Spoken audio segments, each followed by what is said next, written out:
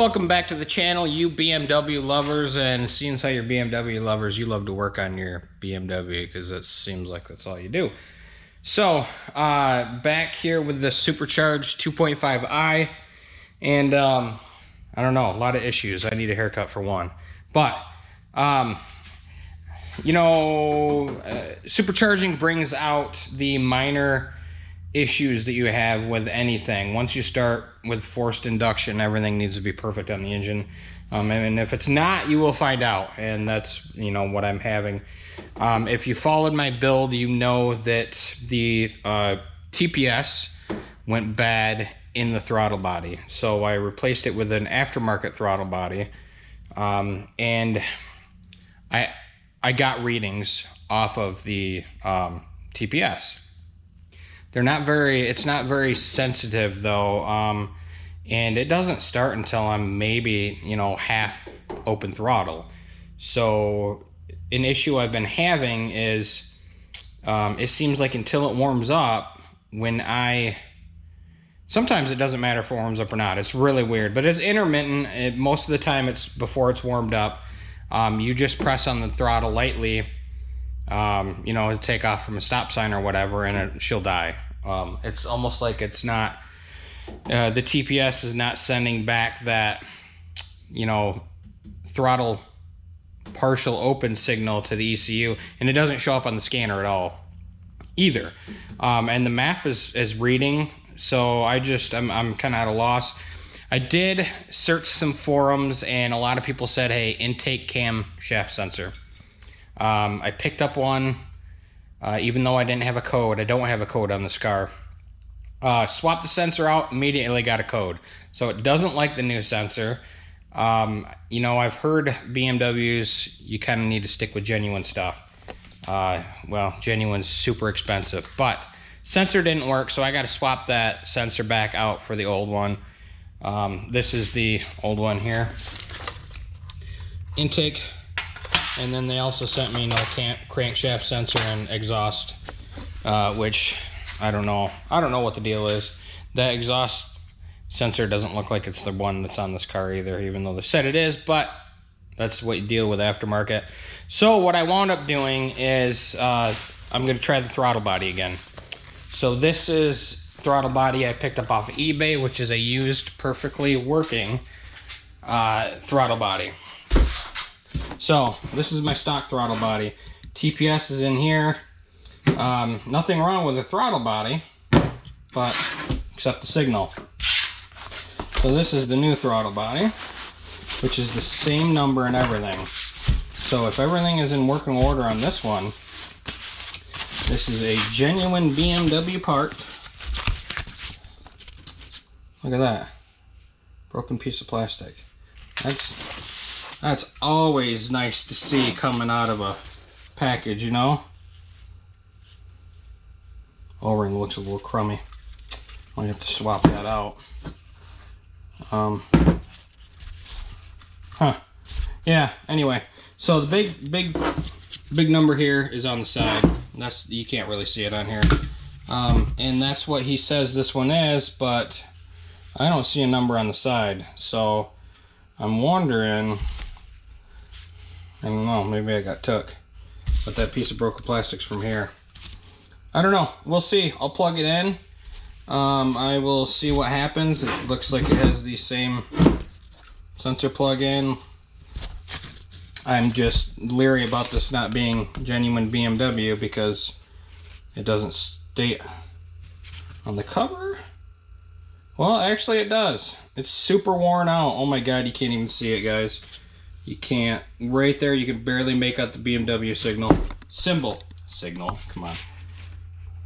Yeah, it's there, right there. All right. So that's what I'm going to do. I am going to swap over the sensor, the intake cam sensor, back to the stock, and then I'm going to take that aftermarket throttle body out, put this one in, and we will see what happens. All right, so the new to me throttle body is on right here, and before I start putting the like the IAC back in and the DISA and everything, I am going to swap this sensor back out. well, not this one, underneath. So to do that, I gotta remove the Vanos here. Then the sensor's right below that. Pretty simple. Just crack the Vanos loose. And there's a little plug behind it too. It's one of the easy plugs. You put your finger on it, unclip it, and unplug it. And then the Vanos here, just unscrew this fella.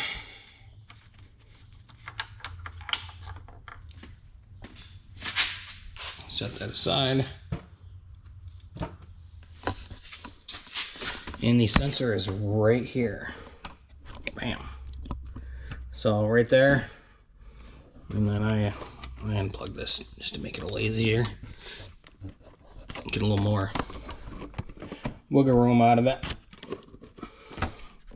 And then she's right there. So hard place to get with an Allen key. If you've got a Allen wrench set for your 3/8 drive, it's a lot easier, but I don't. All right, after you get that little bolt loose, pull the bolt out, and then you're able to pull the sensor out. And then there's an O-ring on the sensor. And then the plug, it runs all the way down here. So it connects to the bottom of this box here, and this is your box that connects your IAC, your DISA, your MAF, your TPS for the throttle body, and your intake cam position sensors. All right, finally got it unplugged.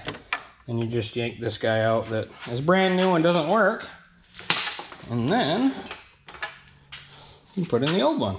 Well, I got her plugged back in and ran back up here, so we'll put this bolt back in. All right, I'll finish tightening that up and then plug everything back in, put the Vanos back together, plug it in, and start putting everything around the throttle body back together. Well, apologize for the noise, but fan's going because it's like 90 today. So this box held on by a little 10mm nut that goes on a stud on the bottom of the throttle body. So I'm gonna put that back on. The throttle body is tightened down, 4 10mm bolts. And then I'll put the IAC in, which goes in the boot right there, right above it. That bolts down to this bracket, and then and then the bracket for the IAC bolts just like that. All right, so I put the first boot on the throttle body for the supercharger duct, and then I push the IAC into the boot, and then the IAC bracket bolts up to the intake here. One there. And one on this side. And then once those two bolts are in, you put the another 10mm nut right here that holds the other side of this maze of wires and sensors. And then don't forget to plug in your IAC. I'll tighten everything down, and then I will put in the DISA right there. If you're wondering, that's a DISA. It's an intake manifold runner control. That's all it is. Just BMW has German names for all their parts, and we call it something else. All right, IAC is in. It's all plugged in, bolted up, good to go. Next is the DISA. So, which is really fun because I got this jalopy too. But anyway, honestly, the O-ring looks pretty bad on the DISA here. Probably need a new O-ring at minimum, but I don't know, hasn't thrown any codes, so I am going to not put it in upside down, goofball. So she goes in just like that. I sprayed this thing for leaks though, so it's not leaking, so I know that. But anyway, 2 bolts on this guy. Again, don't forget to plug it in. Got a plug there, and then I'll start putting the intake tubing on for the supercharger. So this is the part that's always fun for me. I hate this part, but it's the charge pipe going from the supercharger to the intake and the IAC. You have your Bosch bypass valve down there, and there's barely enough room for it. So when you go to put this guy on, you have to connect the bypass valve here and then fit this thing down there to go to the IAC and the throttle body. So it's fun. Maybe I'll record it and you can watch me struggle.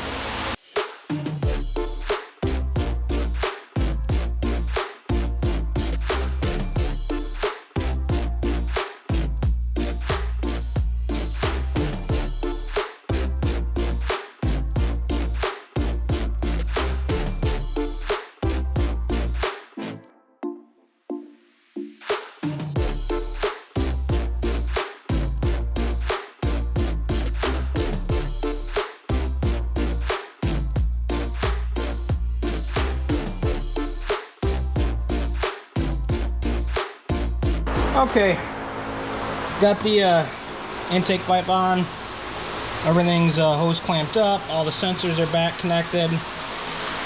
We look ready to rock and roll. Gotta put this thing back up here. That. Yep.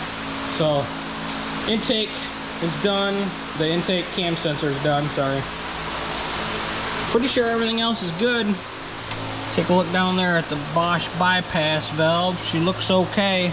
I'd say that we're ready to crank this thing and see what happens. It's so hot in here, guys. It's just gotta kind of do it.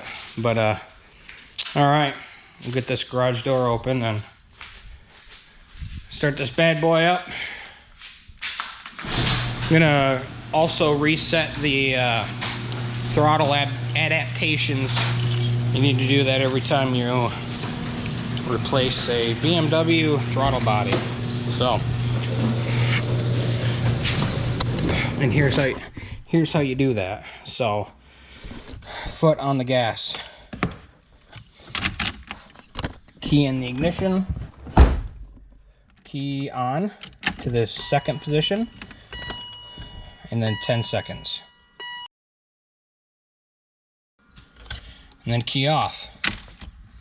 Another 10 seconds. And then foot off the gas. So we should be ready to start. Let's see what happens.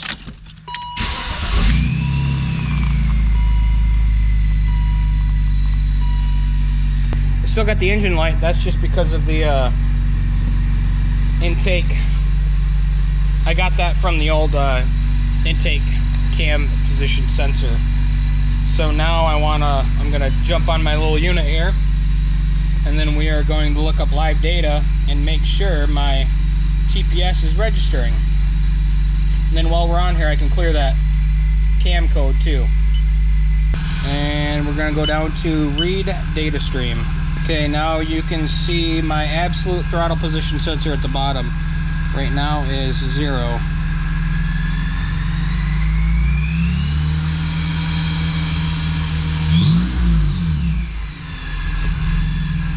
Still 0. Go figure, right? 23. I'll see how this works out. And it's doing the same thing, I think. Yeah. If you can hear that, you press on the gas and it wants to die. Right there. Didn't do a thing. Did not do a thing, guys. I'm so sick of dealing with this. I don't know what it could be, you know what I mean? Alright, y'all. So I've driven this guy a few days now. It seems to be, there's some aspects of it that's better. That issue is happening less, but after I, drive home or whatever and park it in the garage, I shot some footage with my phone. This happened right here.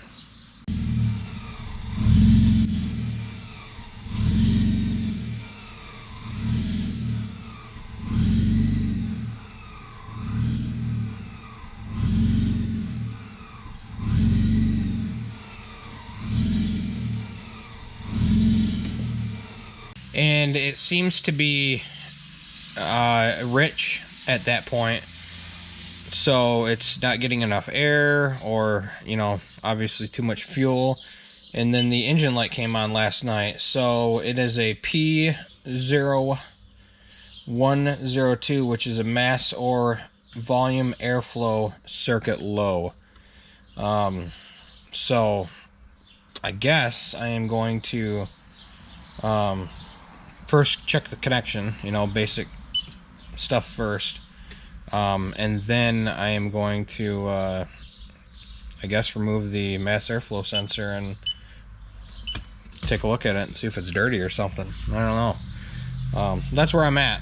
So some of it's better, some of it is not.